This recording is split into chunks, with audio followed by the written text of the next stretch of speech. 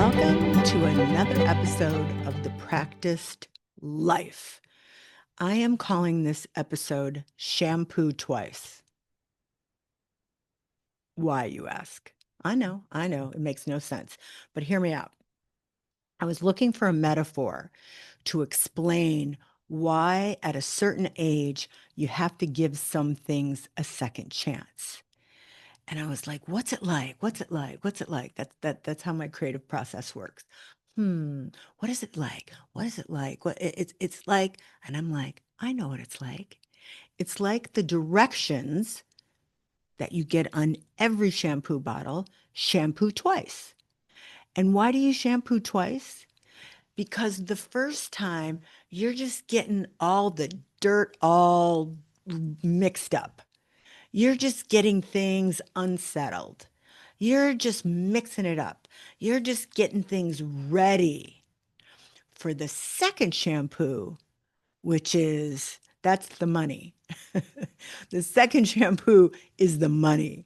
That's where you get all lathery and you can make snow cone heads and it's all smooth and all your hairs are getting washed.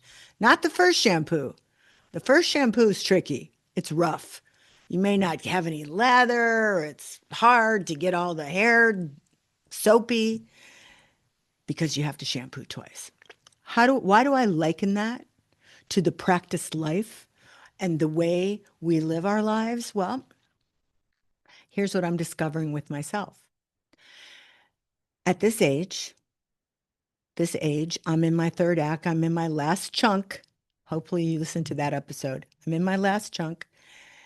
And I am trying a bunch of new things that I've never done before. Because if I don't program new things that I've never done before, I'm just going to keep doing the same old thing till I take my last breath. And I don't want to live like that. I want new things. I want to meet new people. I want to have new experiences. I want to learn new things. So here's what I find. The first time is god awful. The first time is rough. The first time is like the first shampoo.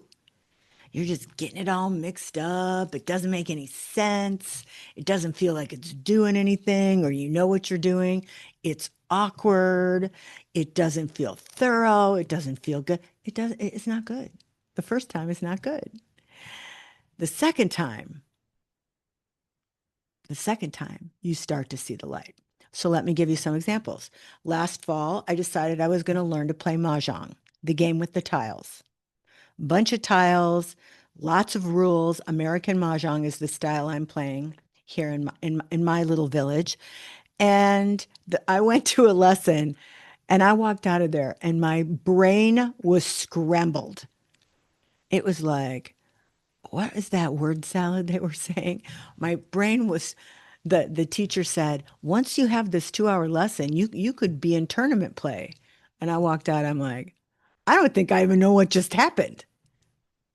It really took me. And had I made a decision that day, like the first shampoo, to say, well, I don't like this, it would be over.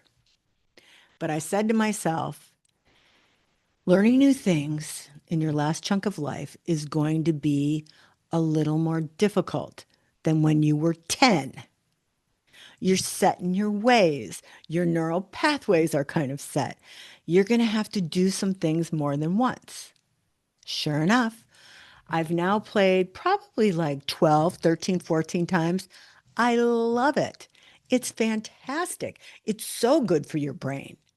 I am going to be a Mahjong tournament player. I'm sure of it. I really do like it. I don't have to play every day like some people. Some people are playing every day around here. I need a little break, but I love it. I think the tiles are gorgeous. I love my tile. I have 2 sets of tiles now. Love them. Love them. ohmymahjong.com. Love that company. All right, so Mahjong's one example. What's another example? Oh, my horse, Steve Dash. Oh my gosh. Talk about those first few days with Steve Dash. I thought, what in the holy hell have I gotten myself into here? Steve weighs 1,500 pounds. I have no experience with horses. I am an animal lover, But cheapers, there's a whole new language, there's different clothing, there's a whole new kind of way to connect. I mean, now I'm going to tell you, after the second wash, second shampoo, 2 years later, I'm like, I can't imagine my life without him. He's so dear to me. We just snuggle. We just love to snuggle. We get in the arena for our lesson. We just like to stand there and snuggle. Snuggle, snuggle, snuggle. I see him every day. He waits for me. He whinnies at me. Couldn't imagine life without him. But at the first shampoo, when I was sitting in the pasture on a camp stool staring at him going, oh my God, he's huge. Oh my God. Oh, it would have been over. I would have missed out on so much. A couple months ago, here's my other one. A couple months ago, I decided that I would revisit the fourth grade and take piano lessons.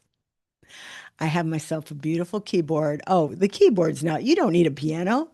Cheaper. You can do a whole orchestra sound just with your own little plunkety plunkin. Well, I'm taking a lesson. I started out weekly and I'm like, I backed that off. Twice a month is going to be enough for me.